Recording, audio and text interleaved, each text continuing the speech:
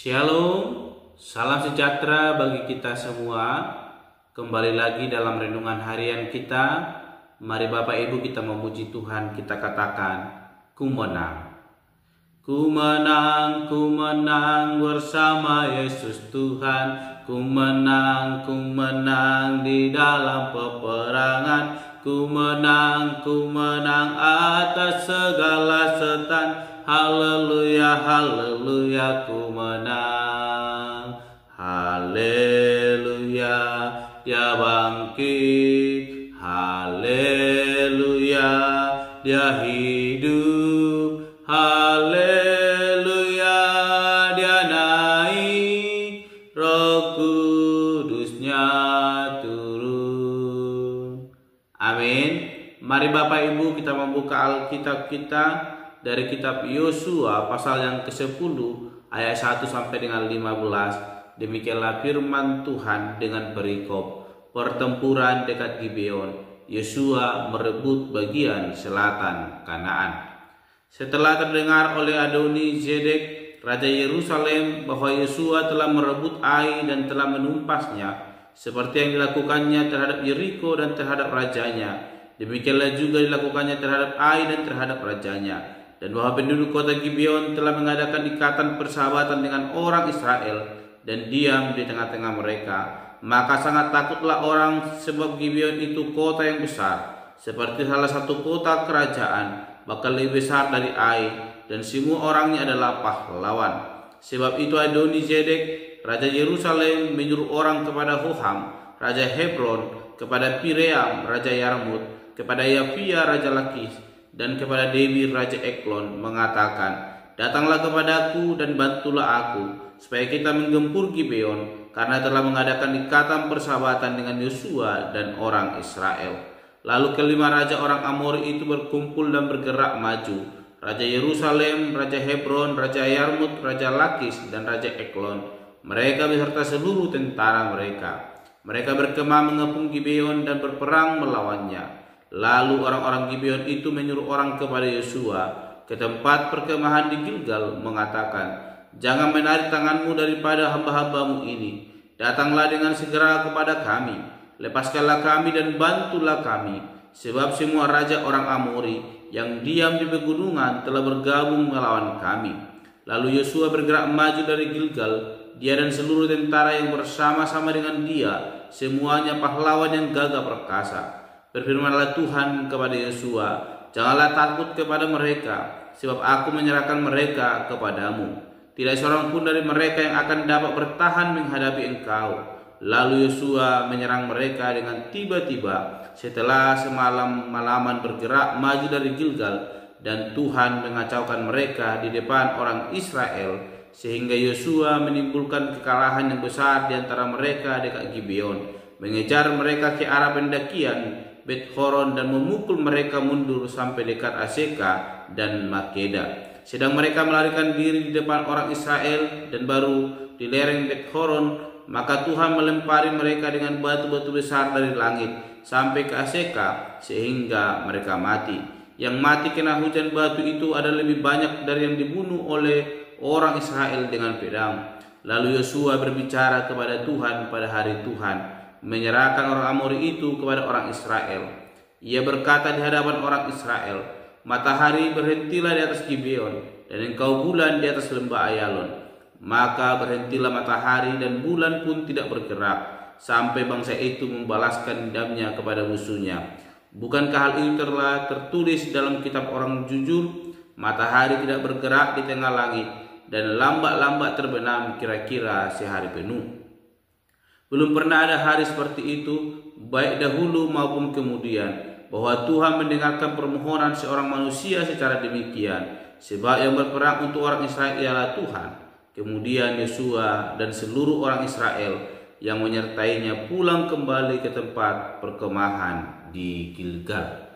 Amin. Bapak Ibu saudara yang terkasih dalam nama Tuhan Yesus Kristus, kita kembali merenungkan firman Tuhan dari kitab Yosua pasal yang ke-10 ayat pertama sampai dengan yang ke-15, dan saya berikan tema bagi kita semua, yaitu Allahku luar biasa. Sekali lagi, Allahku luar biasa.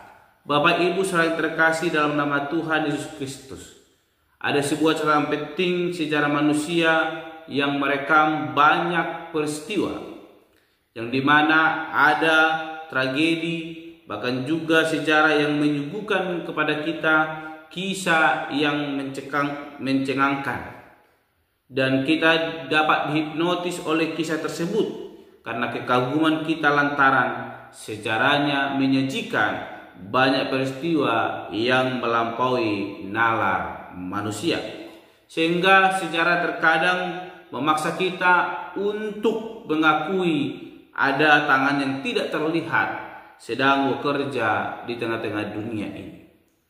Sejarah orang Israel adalah suatu bukti bagi kita orang Kristen bahwa orang Gibeon mendapat ancaman dan intimidasi dari raja-raja di sekitar wilayah mereka, yang mana ada 5 raja bersekutu untuk boleh memerangi Gibeon, karena Gibeon telah mengikat perjanjian persahabatan dengan orang Israel, sehingga membuat orang-orang Gibeon merasa ketakutan, dan mereka mengirim orang untuk datang kepada Yosua dan meminta bantuan dengan berkata, jangan mengangkat atau memutuskan perjanjian daripada mereka sehingga mereka ditinggalkan oleh orang Israel. Sehingga Yosua tidak bisa menolak permintaan tersebut sebab mereka telah mengikat perjanjian di antara mereka melalui demi nama Allah, Tuhan Allah Israel. Sehingga dia tidak punya pilihan, sehingga dia dan bala tentaranya harus pergi dan maju ke medan perang. Bapak Ibu saudara terkasih, ketika orang Gibeon meminta pertolongan dan Yosua pergi bersama dengan bala tentaranya maju bertempur dengan memegang janji bahwa Tuhan akan berperang dan menaklukkan semua lawannya di tengah-tengah, di depan orang Israel. Bapak Ibu saling terkasih, inilah suatu sejarah yang luar biasa yang boleh kita dengarkan pada hari ini. Catatan yang boleh ditulis di dalam Alkitab bahwa Allah boleh bekerja, berperang, memberikan kemenangan kepada bangsa Israel. Bukan berarti sebelumnya orang Israel tidak berperang untuk boleh merebut tanah perjanjian yang Tuhan janjikan kepada mereka. Namun di sini ada suatu keunikan. Kalau kita melihat Bapak Ibu saudara terkasih dalam nama Tuhan Yesus Kristus, dikatakan di ayat 14, belum pernah ada hari seperti itu baik dahulu maupun kemudian, bahwa Tuhan mendengarkan permohonan seorang manusia secara demikian. Sebab yang berperang untuk orang Israel ialah Tuhan. Bapak Ibu saudara terkasih, permohonan apa yang boleh disampaikan oleh Yosua kepada Tuhan, yaitu Tuhan mendengarkan permohonan Yosua, yang dimana Yosua berkata, matahari berhentilah di atas Gibeon dan engkau bulan di atas lembah Ayalon. Maka matahari tersebut pun berhenti dan bulan pun tidak bergerak sampai bangsa itu membalaskan dendamnya kepada musuhnya. Bapak Ibu saling terkasih dalam nama Tuhan Yesus Kristus, ini membuktikan bahwa Allah yang kita sembah adalah Allah yang luar biasa, di mana Tuhan kerap bekerja di luar akal sehat kita. Dan bagaimana mungkin hujan batu bisa turun dari langit ketika orang-orang Israel berperang melawan kelima raja yang memerangi Gibeon, di mana Allah menurunkan hujan batu dari langit dan matahari berhenti dan bulan pun tidak bergerak. Kalau kita melihat dalam dunia modern saat ini, keajaiban sepertinya masih sering terjadi walaupun dengan nuansa yang berbeda. Misalnya kita pasti pernah mendengar kesaksian dari orang yang selamat dari mara bahayanya. Katakanlah seseorang itu mengalami kecelakaan ataupun bencana Allah. Walau dalam kesulitannya orang itu seharusnya tidak selamat, namun kenyataannya dia berbicara sebaliknya. Ia menegaskan bahwa ada tangan yang tak kelihatan sedang bekerja, dan Tuhan memang sering bekerja melampaui nalar sehat manusia. Oleh karena itu, Bapak Ibu yang terkasih dalam nama Tuhan Yesus Kristus, firman Tuhan hari ini mau mengingatkan kepada kita, sekalipun ada kesulitan di tengah-tengah kehidupan kita yang membuat kita mungkin merasa bahwa kegagalan akan menghampiri kehidupan kita. Namun ingatlah bahwa tidak ada yang mustahil bagi Tuhan. Jika Tuhan di pihak kita, ancaman musuh, penganiayaan dari orang yang membenci kita, bahkan upaya pemusnahan sekalipun dari orang-orang yang membenci kita tidak akan pernah dapat terjadi ketika Allah ada di pihak kita. Sehingga tidak ada kesulitan yang terlalu besar yang dapat menghalangi kemenangan iman kita. Karena kita percaya Allah berperang bersama dengan kita.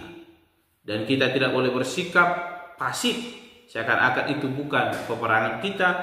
Justru kita harus berkata bahwa Tuhan adalah komando di tengah-tengah kehidupan saya, yang akan terus berperang bersama dengan saya. Dan lewat itu mari kita jadikan penyertaan Tuhan sebagai alasan untuk berlelah-lelah, karena masih banyak ladang yang perlu kita garap dan kita tuai hanya untuk hormat kemuliaan bagi nama Tuhan Allah. Sehingga implikasi rohani mengenai hal ini, kita dapat diberikan semangat baru kepada kita dalam menjalani kehidupan kita, yang dimana mungkin setiap hari kita mulai melihat berbagai kejahatan, bahkan tindakan yang mulai menyimpang daripada jalan Tuhan. Namun pada akhirnya kuasa kegelapan akan disingkirkan dengan pujian yang dikumandangkan bagi Tuhan. Oleh karena itu, sekarang tugas besar kita sebagai orang yang percaya adalah tetap memiliki pengharapan kemenangan di hadapan Allah lewat kita yang mau terus melayani Allah lewat kehidupan kita, melalui tingkah laku kita yang senantiasa melakukan kehendak Allah. Karena ketika kita mau melakukan itu, Allah ada di pihak kita dan kita akan menang bersama dengan Allah. Sekali lagi, tema firman Tuhan hari berkata, Allah luar biasa. Jangan pernah takut dan gentar ketika ada ancaman yang menggerogoti iman percaya kita. Itu terus pegang kepercayaan kita di hadapan Tuhan. Maka Tuhan akan berperan di depan kita dan memberikan kita kemenangan di luar nalar pikiran kita, di mana Allah akan menyatakan mujizatnya tanpa kita ketahui. Amin. Mari kita berdoa. Bapa Surgawi, terima kasih untuk renungan hari ini yang mengajarkan bahkan mengingatkan kami bahwa Kau adalah Allah yang luar biasa, yang ada di pihak kami, senantiasa menolong memberkati kehidupan kami.